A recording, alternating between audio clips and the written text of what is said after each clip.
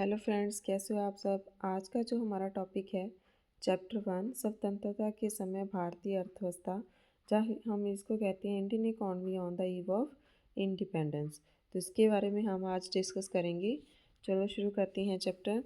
तो पहला जो हमारा टॉपिक है वो है भारतीय अर्थव्यवस्था की विशेषताएं। Overall feature of Indian economy, या भारतीय अर्थव्यवस्था की प्रमुख विशेषताएं कौन सी हैं। तो पहला है, ब्रिटिश शासन से पहले भारत एक समृद्ध, आत्मनिर्भर और कृषि आधारित अर्थव्यवस्था थी। तो इसमें क्या बता रहा है कि ब्रिटिश शासन यानी कि अंग्रेज़ों के आने से पहले तो हमारा जो भारत था वो बहुत समृद्ध था, आत्मनिर्भर था और कृषि आधारित था। मतलब ज़्यादातर लोग खेती करते थे और हम सेल्फ डिपेंडेंट थे, अपने पे ही निर्भर निर्भर थे।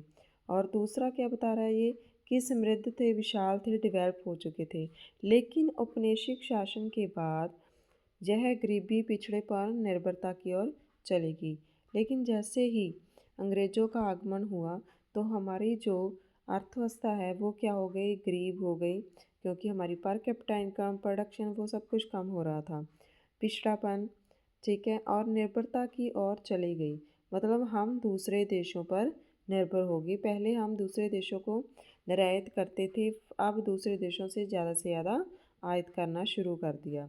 तो ब्रिटिश शासन से पहले अर्थव्यवस्था। तो अब इन चीज़ों को हम दो संदर्भ में पढ़ेंगे। सबसे पहले देखेंगे कि before the advent of British rule, यानी कि अगर अंग्रेज़ों के शासन से पहले हमारी अर्थव्यवस्था कैसी थी, और बाद में हमारी during the eve of independence, जहाँ अंग्रेज़ों के समय हमारी अर्थव्यवस्था कैसी हो गई। तो चलो शुरू करते हैं। आगे क्या है हमारा,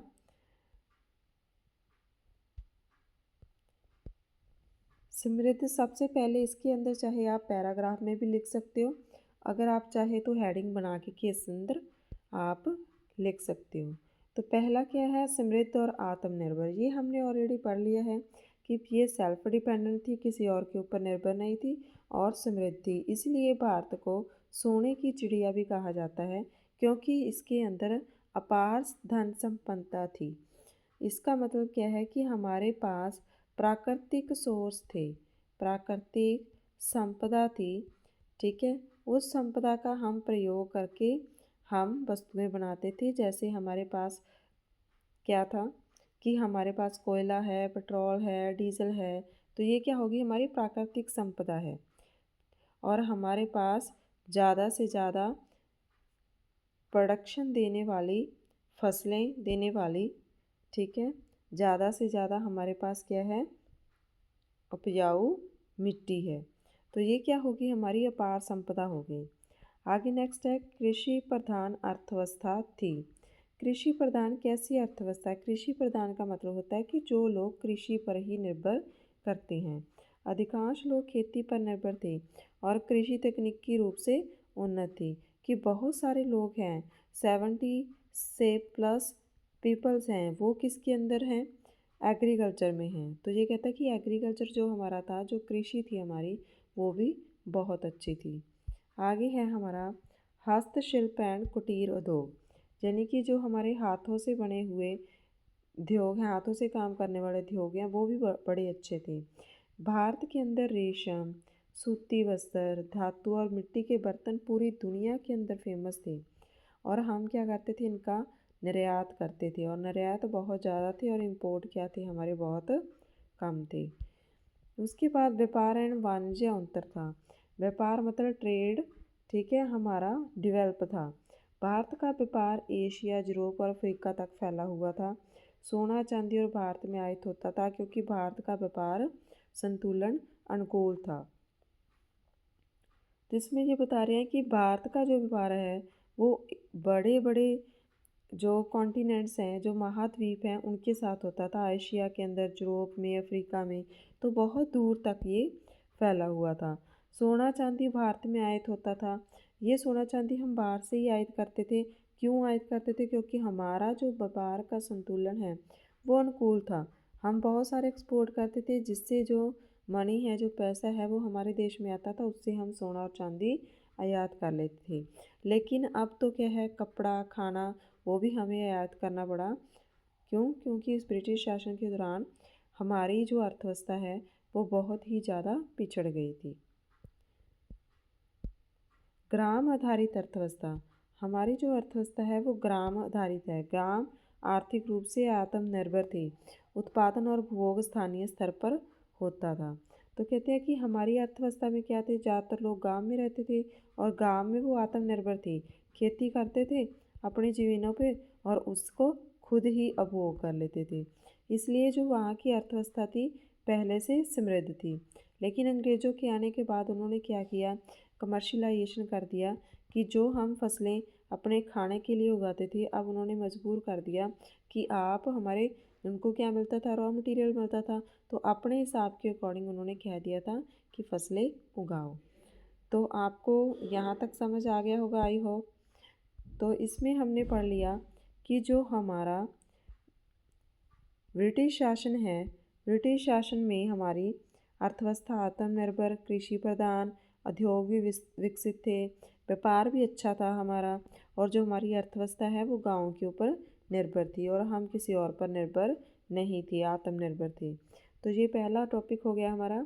आगे नेक्स्ट देखते हैं। आगे है राजस्व और प्रशासनिक व्यवस्था भी संगठित थी। तो इसमें बात कर रहे हैं कि जो राज्य था उसके अंदर एक संगठित तरीके से प्रशासन को चलाया जाता था। मुगल काल था उस टाइम पे और भूमि व्यवस्था और कर प्रणाली क्या थी, बहुत अच्छी थी। कितना कर लेना है, कर को कम से कम लेना है और उस कर को भूमि व्यवस्था पर खर्च करना है। तो ये सारी इसके अंदर थी। समृद्ध संस्कृति और तकनीकी कौशल। शिक्षा में शिक्षा, कला, शिल्प और विज्ञान के क्षेत्र में उन्नति थी। तो इसमें बता रहे हैं कि जो हमारी जो भारत है, भारत के अंदर शिक्षा भी दे रहे थे, कला तो थी इनके पास, शिल्प और विज्ञान के क्षेत्र में काफ़ी उन्नति थी। लेकिन अंग्रेज़ों के आने के बाद हमारी अर्थव्यवस्था धीरे धीरे पिछड़ती हुई चली गई, जिसकी वजह से हमारा जो पर कैपिटा इनकम है, per capita production, per capita output है, वो धीरे धीरे कम होना शुरू हो गया। तो अब हम बात कर लेते हैं कि स्वतंत्रता के समय भारतीय अर्थव्यवस्था की विशेषताएं। हमारी जो भारतीय अर्थव्यवस्था है वो ठहरी हुई है, स्टैग्नेंट इकॉनमी है। स्वतंत्रता से पहले भारत की अर्थव्यवस्था पूरी तरह से ठहर चुकी थी। मतलब एक तो होता है कि मूवमेंट होना, कि हमारी जो अर्थव्यवस्था है वो ऊपर की ओर जा रही है, ग्रोथ हो रही है, उसमें विकास हो रहा है। लेकिन भारतीय अर्थव्यवस्था का क्या था कि यह तो पूरी तरह से ठहर चुकी थी। आर्थिक विकास की कोई गति नहीं थी, विकास तो हो ही नहीं रहा था क्योंकि एक ही जगह पे स्टैग्नेंट हो गई थी, स्थिर हो गई थी। उत्पादन, आय, रोजगार सभी निम्न स्तर पर थे। ब्रिटिश शासन की नीतियों के कारण आर्थिक गतिविधियों में रुकावट आ गई थी और देश की अर्थव्यवस्था स्टैग्नेंट हो गई थी। इसमें बता रहे हैं, पहले तो आप लिखोगे कि इसके अंदर कोई गति नहीं थी। दूसरा आप लिखोगे कि ये तीनों चीज़ें कम हो रही थी, उत्पादन हो गया, आय हो गया और रोजगार हो गया। तीसरा इसके अंदर आप लिखोगे कि अर्थव्यवस्था स्थिर हो गई थी, ठीक है, और आर्थिक गतिविधियों में रुकावट आना शुरू हो गई थी। तो इसमें हमारा जो बता रहा है हमें, तो आगे है पिछड़ी हुई अर्थव्यवस्था। पहला हो गया हमारा स्थिर, अर्थव्यवस्था स्थिर थी। दूसरा आ गया हमारी अर्थव्यवस्था कैसी थी, पिछड़ी हुई अर्थव्यवस्था सी। भारत की अर्थव्यवस्था तकनीकी और औद्योगिक दृष्टि से पिछड़ी हुई थी। उत्पादन के साधन पारंपरिक और पुराने तरीके के थे, आधुनिक मशीनें नहीं थी और न ही वैज्ञानिक प्रगति का लाभ किसानों को उद्योगों तक पहुंचा था। तो इसमें हम बात कर रहे हैं कि जो हमारी जो अर्थव्यवस्था है वो पिछड़ी हुई क्यों थी, क्योंकि हमारे जो उद्योग हैं वो पिछड़े थे, साधन भी पुराने थे और वैज्ञानिक प्रगति भी नहीं हुई थी, जिसकी वजह से किसानों को लाभ मिलता। तो इसकी वजह से हमारी अर्थव्यवस्था पिछड़ी हुई थी। आगे है कृषि का प्रभुत्व और डोमिनेंस ऑफ एग्रीकल्चर। तो इसमें बता रहे हैं कि हमारी जो 70 से 75% जो आबादी थी वो किस पर निर्भर थी, वो कृषि पर निर्भर थी। लेकिन यह कृषि भी अत्यंत पिछड़ी हुई, असंगठित और निर्भरशील थी। कृषि कृषक गरीब थे और सिंचाई और खाद की सुविधाएं नहीं थी। तब भूमि व्यवस्था शोषणकारी था। तो इसमें ये बता रहे हैं कि आबादी तो इतनी थी जो इसके ऊपर निर्भर करती थी, लेकिन इसका फ़ायदा नहीं होता था क्योंकि हमारी कृषि के अंदर पुराने साधन थे और क्या थे, पिछड़ा हुआ था, पूरी तरीके से संगठित नहीं था कि कैसे काम करना है, निर्भरशील था। तो यह बड़े व्यापारियों पे निर्भरशील था। तो कृषक क्या थे? गरीब थे। उनके पास ना तो खाद खरीदने के लिए पैसे थे, ना कीटनाशक खरीदने के लिए, ना भूमि की व्यवस्था करने के लिए पैसे थे। और भूमि का बहुत ज़्यादा जिमीदारों ने शोषण करना भी शुरू कर दिया था। तो एक वजह थी डोमिनेंस ऑफ एग्रीकल्चर, यानी कि कृषि का प्रभुत्व। आगे है औद्योगिकरण की कमी। औद्योगिकरण की कमी आ जाएगा ब्लीक इंडस्ट्रियलाइजेशन की इंडस्ट्री हमारी पहले से नीचे गिर गई है, पिछड़ गई है। भारत में बड़े उद्योगों का विकास बहुत सीमित था। कुछ उद्योग कपड़ा, जूट, लोहा, इस्पात विकसित हुए थे, वह भी ब्रिटिश हितों के लिए। देश में स्वदेशी उद्योगों का विकास ब्रिटिश नीतियों ने से दबा दिया था। तो इसमें बता रहे हैं कि हमारे पास अंग्रेज़ों के आने से पहले तो हमारे ये बड़े अच्छे उद्योग थे, लेकिन अंग्रेज़ क्या चाहते थे? अपने फ़ायदे के लिए यहाँ से कच्चा माल लेकर बाहर लेकर जाते थे और वहाँ से कपड़ा तैयार करके भारत में बेच देते थे, जिसकी वजह से हमारे जो उद्योग हैं वो बंद हो गए। हमारे स्वदेशी उद्योग बंद होना शुरू हो गए, क्योंकि उन्हें कच्चा माल नहीं मिल पाता था, जिससे उन्होंने अपने सामान को तैयार करना था।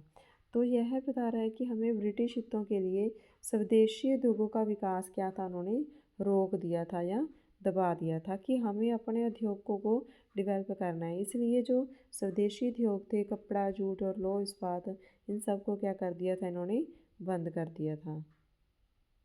उसके बाद है आयात पर निर्भरता, कि हमें बहुत ज़्यादा इंपोर्ट करना पड़ता था। भारत की अर्थव्यवस्था विदेशी वस्तुओं, विशेषकर ट्रेन से आने वाले माल पर निर्भर थी। मशीनें, उद्योग, जहाँ तक कि तैयार कपड़ा भी बाहर से आता था। इससे भारतीय उद्योगों को नुकसान हुआ और देश में आत्मनिर्भरता विकसित नहीं हुई। तो इसमें बता रहा है कि हम बाहर से चीज़ें इंपोर्ट करने लगे। क्यों करने लगे? क्योंकि जो हमारे भारतीय उद्योग थे, उनको क्या कर दिया इन्होंने, उनको दबा रहे थे, जिसकी वजह से कपड़ा, जो कपड़ा वस्त्र हो गया जिसको हम बोल देते हैं, तो ये सारी चीज़ें क्या थी, हमारी बाहर से आनी शुरू हो गई थी। क्योंकि जो भारत के अंदर बनाने वाले उद्योग थे उनको इन्होंने दबा दिया, जिसकी वजह से ये उद्योगों को नुकसान हुआ और इन्होंने अपने उद्योगों को बंद करना शुरू कर दिया। लेकिन भारत की अर्थव्यवस्था विदेशी वस्तुओं की मार के ऊपर निर्भर हो गई। अब यहाँ से वो क्या थी, वो कॉटन या कपास होती थी जो, उसको ले जाते थे और बाहर जाकर उससे कपड़े को तैयार करके और भारत में ही उसको बेचना शुरू कर दिया, जिसकी वजह से भारतीय उद्योग क्या हो गए, बंद हो गए। उसके बाद है हमारा सीमित नगरीकरण, लिमिटेड अर्बनाइजेशन, कि नगरीकरण नहीं हुआ था। उस समय भारत में अधिकांश लोग गाँव में रहते थे, ग्रामीणों में रहते थे। शहरों की संख्या और कार क्या थे, बहुत सीमित थे। उद्योग की गतिविधियों में भी कमी थी, जिसकी वजह से शहरीकरण नहीं हो रहा था। तो इसमें ये बता रहे हैं कि गाँव में तो रहते थे लोग, और गाँव के लोग खेती करते हैं, लेकिन खेती करके जो फसल होती थी वो सारी की सारी अंग्रेज ले जाते थे। तो जिसकी वजह से यहाँ पे ना तो शहर बन पाए, व्यापारिक गतिविधियों के कारण शहरीकरण क्या हो गया, बहुत सीमित हो गया। उसके बाद है हमारा semi feudal economy. Semi feudal economy में है कि दो तरफा हो गई हमारी, दो स्टेज पर। एक सबसे पहले किसान होते हैं, किसानों के ऊपर क्या होती हैं, जिम्मेदार होती हैं, और जिम्मेदार से ऊपर क्या होते थे, अंग्रेज होते थे। अंग्रेज जिम्मेदारों को कह देते कि तुम है जो टैक्स वसूलो, टैक्स लो लोगों से। तो टैक्स लेने के लिए मजबूर करती थी। तो इसमें क्या थी कि भूमि की जो जिम्मेदारी प्रथा है वो और लगान प्रणाली पर आधारित थी। किसान जिम्मेदारों पर निर्भर थे, उन्हें ऊंचा किराया देना पड़ता था, टैक्स देना पड़ता था, जिसके कारण उनकी कृषि का उत्पादन था बहुत ज़्यादा घटता गया और किसानों की हालत क्या थी, बहुत ख़राब हो गई। तो इसमें बता रही हैं कि सेमी फ्यूडल क्या होता है कि इसमें पहले किसान आएंगे, किसानों के बाद जमींदार आएंगे, फिर अंग्रेज आएंगे। किसान क्या करते थे, सिर्फ खेती करते थे। उनको खेती करने के बाद बहुत सारा टैक्स जिम्मेदारों को देना पड़ता था, और जिम्मेदार कुछ हिस्सा खुद रख लेते थे और खुद किसको दे देते थे, अंग्रेजों को दे देते थे। तो जिम्मेदारी प्रथा के कारण हमारी जो इकॉनमी है बहुत पिछड़ गई थी।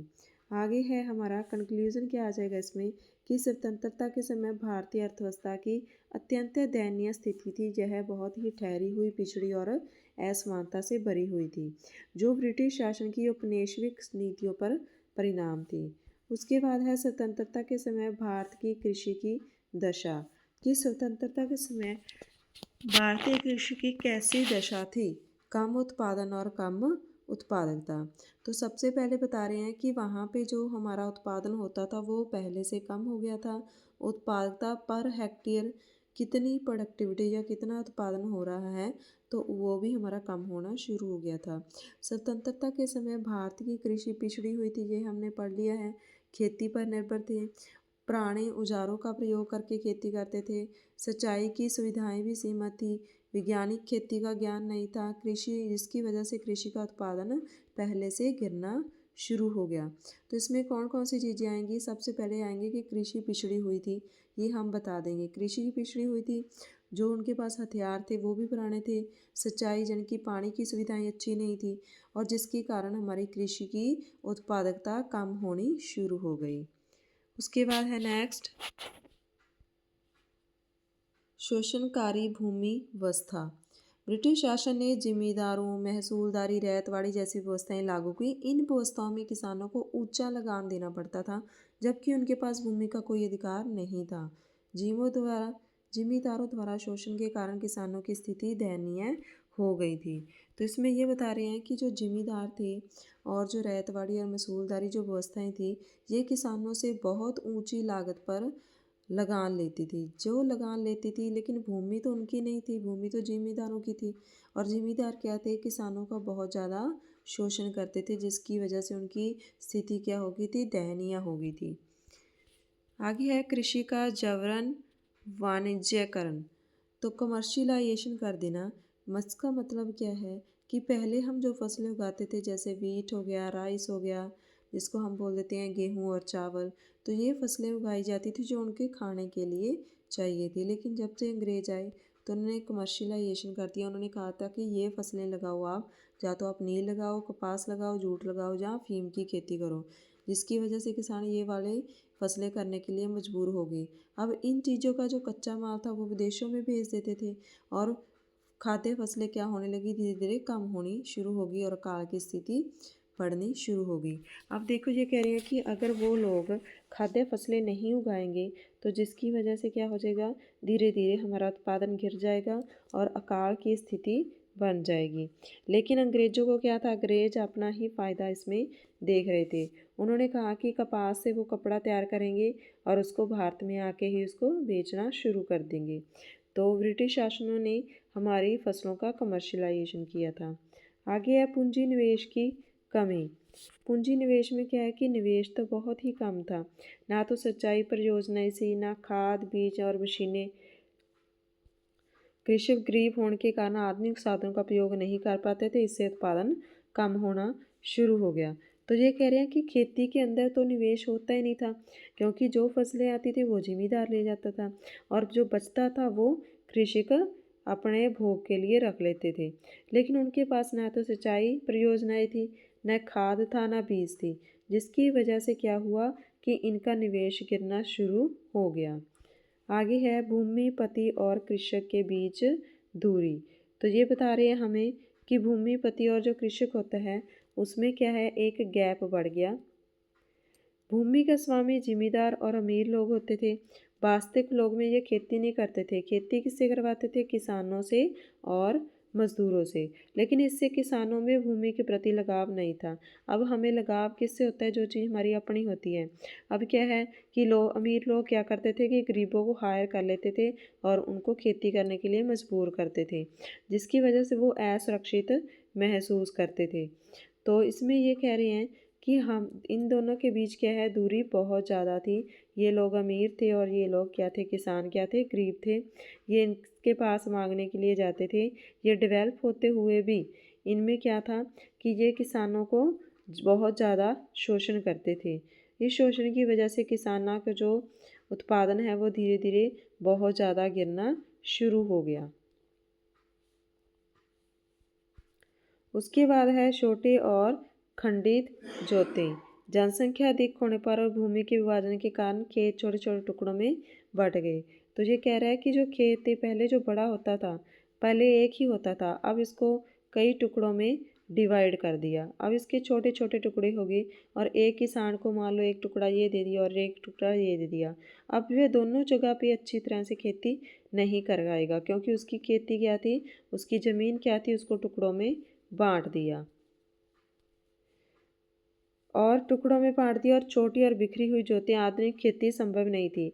अब थोड़ा सा हिस्सा जहाँ पे है, थोड़ा सा जहाँ पे है, यहाँ पे दोनों पे एक ही जगह ट्रैक्टर लेकर जाना और उससे खेती करना मुश्किल हो जाता है, क्योंकि ट्रैक्टर की जो खेती है उसको भी अपने हिसाब के अकॉर्डिंग एरिया क्या चाहिए, बड़ा चाहिए, क्षेत्रफल क्या होना चाहिए, ज़्यादा होना चाहिए। उसके बाद बता रहे हैं कि जीविका आधारित कृषि दृष्टिकोण। किसान अपनी ज़रूरत भर दाना उगाते थे और बिक्री या व्यापार के लिए नहीं, लेकिन उनका लक्ष्य परिवार का पेट भरना होता था, इसलिए कृषि बाजार में असंतुलन था। तो इसमें बता रहे हैं कि लोगों की जो सोच थी वो सोचते थे कि हमें अनाज उगाना है, क्योंकि हमारा परिवार क्या अनाज खाता है। वो व्यापार के लिए उनके पास सोच ही नहीं थी कि हमें व्यापार करना है। उनके ऐसे होता था कि आज हमें पेट पर खाना मिल जाए। ठीक है, इससे कृषि क्या होगी, हमारी असंतुलन हो गई। तो आगे देखते हैं निष्कर्ष क्या है हमारा।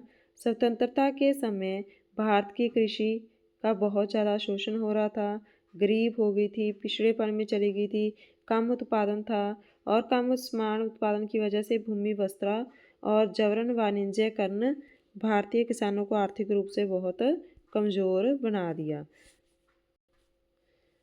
तो आज का टॉपिक आपको कैसा लगा? अगर आपको आज का टॉपिक अच्छा लगा तो प्लीज़ लाइक करें, शेयर करें एंड सब्सक्राइब करें मेरे चैनल को और ज़्यादा से ज़्यादा कमेंट करें। Okay, thank you.